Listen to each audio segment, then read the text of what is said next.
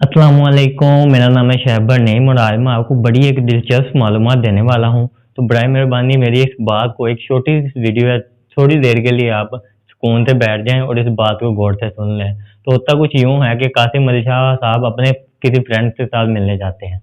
तो बातों-बातों में वो अपने फ्रेंड से पूछ लेते हैं कि उनके जो बेटे की रिसेंटली शादी हुई थी, उनकी शादी या मैरिज लाइफ कैसे चली गई है? तो उनके दोस्त बड़े इत्मीनान के साथ उनको बताते हैं कि शादी के 6 माह बाद ही उनकी डाइवोर्स हो गई थी, वो दोनों सेपरेट हो गए थे। तो उन्होंने बड़े सुकून और इत्मीनान के साथ बताया कि उनका बेटा और बहू उनके पास आए थे, तो उन्होंने आगे कहा कि हाँ, पापा हम दोनों एक-दूसरे के साथ नहीं रह सकते। तो उन्होंने कहा कि मैंने बड़े हैरानगी से पूछा था कि क्या हुआ ऐसा कि तुम लोग ये ऐसे की बात कर रहे हो, आगे यहाँ सेपरेट होने की बात कर रहे हो? तो उन्होंने कहा कि हम लोग एक-दूसरे के साथ रहे हैं, हमने एक-दूसरे को देखा है, समझा है, पहचाना है और हमने ये दोनों ने ये महसूस किया है, हम दोनों इस बात से एग्री करते हैं कि हम दोनों एक-दूसरे के साथ नहीं रह सकते। तो लिहाज़ा हमने अब फैसला किया, बड़ी सोच समझ के फैसला किया और हम दोनों इस बात पर एग्री हैं कि हम एक-दूसरे के साथ नहीं रहेंगे, हम सेपरेट हो जाएँगे, हम अपने-अपने रास्ते जुदा कर लेंगे ताकि हम अपनी ज़िंदगी को बेहतरीन तरीके से गुज़ार सकें। क्योंकि जो सैटिस्फैक्शन लेवल हमें इस रिश्ते से मिलना चाहिए था, वो हमें नहीं मिला। तो लिहाज़ा हम इस नतीजे पे पहुँचे हैं कि हम दोनों अपने रास्ते अलहदा कर लें। तो उनका ये कहना था कि मैंने उन दोनों की बातों को सुना, सोचा, देखा, समझा और बड़े ही इत्मीनान और सुकून के साथ बहुत ही खूबसूरत अंदाज़ के साथ मैंने इस काम को सरअंजाम दिया और दोनों की डाइवोर्स करवा दी। तो उनका ये कहना था कि वो बहू, वो बेटी जिसको तलाक हो चुकी है, वो आज भी मेरे साथ राब्ते में है और बहुत सारे मामलात में मुझसे मशावरत करती है, वो आज भी मेरे साथ कॉन्टैक्ट में है। तो कहानी यहाँ पर ख़त्म हो जाती है, लेकिन इस कहानी में हमें सीखने को ये मिलता है कि किस अंदाज़ के साथ इन्होंने ये काम किया। ये वही काम है जिसको अगर आप आजकल अपने कोर्ट्स में, मैरिज कोर्ट में जाकर देख लें, तो लोग वो बात के एक-दूसरे के ऊपर ब्लेम्स लगाते हैं, इल्ज़ाम लगाते हैं कि बंदा बर्दाश्त भी नहीं कर सकता, उसको बता भी नहीं सकता, इतने-इतने दुनिया जहान के सारे कीड़े उस बंदे के अंदर से निकाल देते हैं, जिसको वो छोड़ रहे होते हैं। तो कब हम लोग इस अंदाज से एक-दूसरे को छोड़ना शुरू करेंगे कि कभी हम एक-दूसरे को याद करें तो अच्छे अल्फाज के साथ याद करें।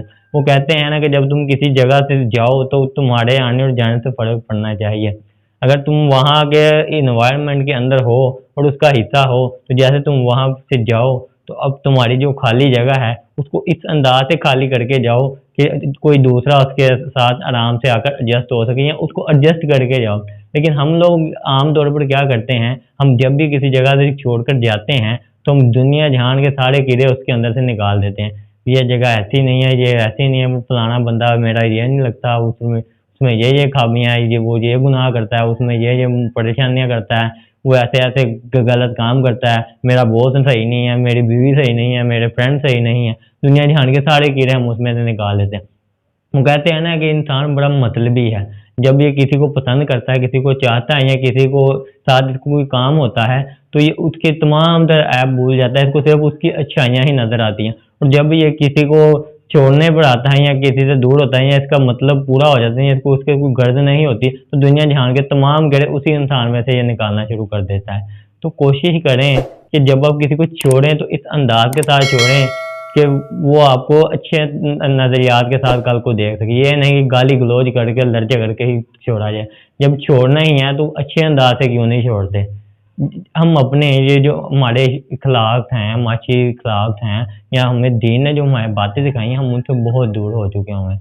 हम लोग एक-दूसरे से लड़ते-झगड़ते हैं और इस अंदाज़ से एक-दूसरे से जुदा होते हैं कि दुनिया जहाँ जो है वो देखकर तमाशा देखता है आप लोगों का।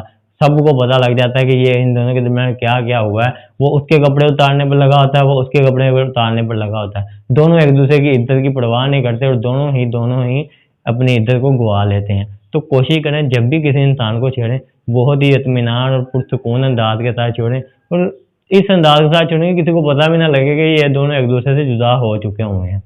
तो उम्मीद करता हूँ आपको इस छोटी-सी वीडियो से काफ़ी कुछ सीखने को मिला होगा। अपना ख़्याल रखिएगा। अल्लाह हाफ़िज़।